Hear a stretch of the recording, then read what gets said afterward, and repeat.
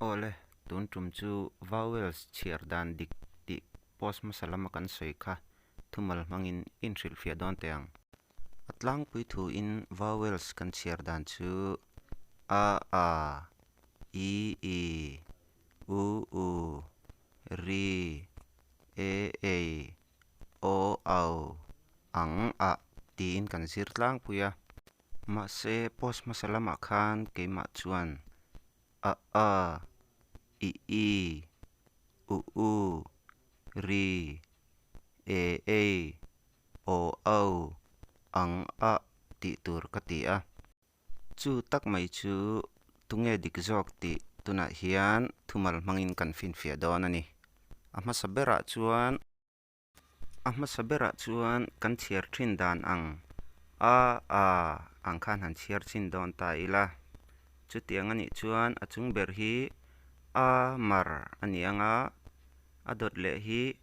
a nal ani anga a hnuai le chu a la ani anga a hnuai ber chu a ma alo ni don ta a ma se chu tiang chuan tu man in chiar le loi si lawang keima chiar dan a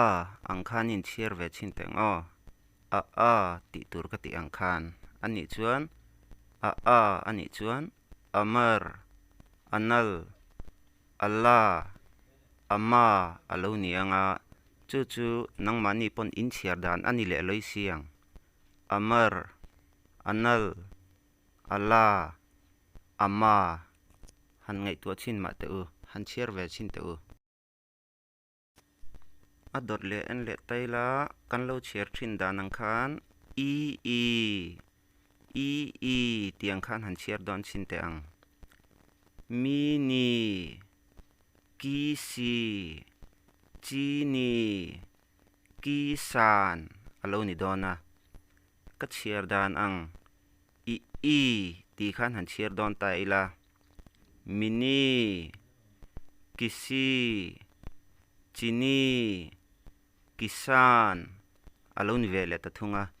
ti chuan in chiar dan le ka chiar dan vowel kha han khai khin le ta ula tunge dik zok le a dot le u tia kan chiar dan ang khan in chiar le don teang u tiang khan ani chuan utar kulu sunar bahu alo ni dona u ka ti ang khan chiar don ta ila u ka ti ang khan han chiar don ta ila utar kulu sunar bahu alo ni thunga chu a word in chiar dan chu ani le loi siang ani le e kan ti ve thung kha e kan ti ve thung kha khatiang khan chiar sinang o kela elan keisa meidan alo ni don ta a ma se e ka ti ang khan keima chiar dan e ang khan han chiar don ta ila kela elan keisa meidan alo ni thunga nga ti chuan khonge dik zok ta ang le a dot le chuan o kan lo ti fo o kan ti fo kha han en le ta ila khatiang khan han chiar don ila ola moti kon mosi alo ni le anga keima chiar dan ve thung o katiang khan han chiar don chin ta ila ola moti kon mosi alo ni ve thunga nga chu tiang tho chuan in chiar ve le om sia chu wang chuan a vowel a khan ati ratang in thluk dik sa mai turani a top bera chuan ang a kan ti fo kha khami ang khan han chiar le thung don taila angur mangal angkal kangkal alo ni dona ang a ang a katiang khan han chiar thung don tai la anggur mangal angkal kangkal alo ni ve thung anga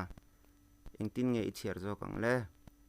chu wangin vowels kan lo zir thin dan te kha adik vek kherlem lo thea adik zok kan hriat hnuah chuan adik zok man mai kha afin thlak berani kan zir chuan te min lo zir tir tu te ani nang vek lova chu wangin kan hriat dan nei nang lo ni point tu ma kan dem om chuang lova in chiar dan kha adik mi alo ka ti hau lowa ama ero chu tuna mi hi adik zok om mange ti in karon sayani try ti ni chuan khongai takin min lo subscribe in min lo share sak ve don nia kalome